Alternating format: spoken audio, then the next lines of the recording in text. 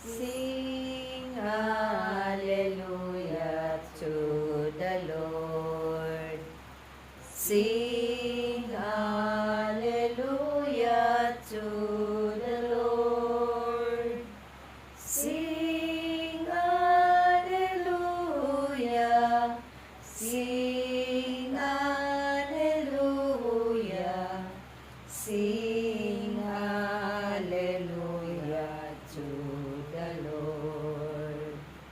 Jesus is risen from the dead. Jesus is risen from the dead. Jesus is risen. Jesus is risen. Jesus is risen from the dead. Ang mabuting balita ng ating Panginoon ayon kay San Marcos. Papuri sa iyo, Panginoon.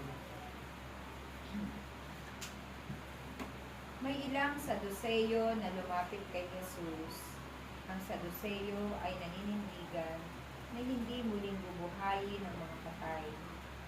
Guro nila, naglagda po si Moises ng ganitong batas para sa amin.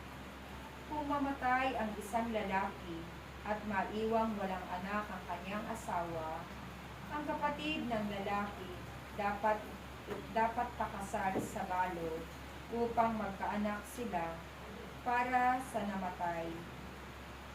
May 7 magkakapatid na lalaki, nag-asawang panganay at namatay ng walang anak. Napakasal sa balo ang pangalawa at namatay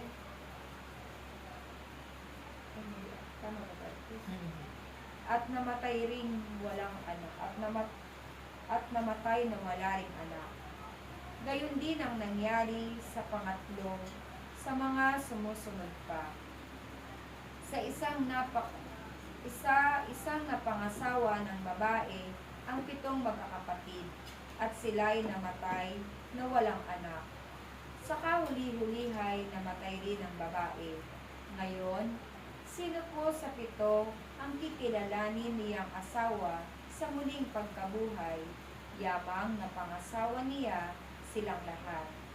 Sumagot si Jesus, maling-mali kayo. Alam ninyo kung bakit?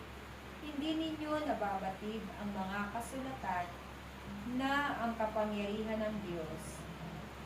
Sapagkat sa muling pagkabuhay, ang mga ito'y hindi na mag-aasawa. Sila'y magiging tulad ng mga anghel sa langit.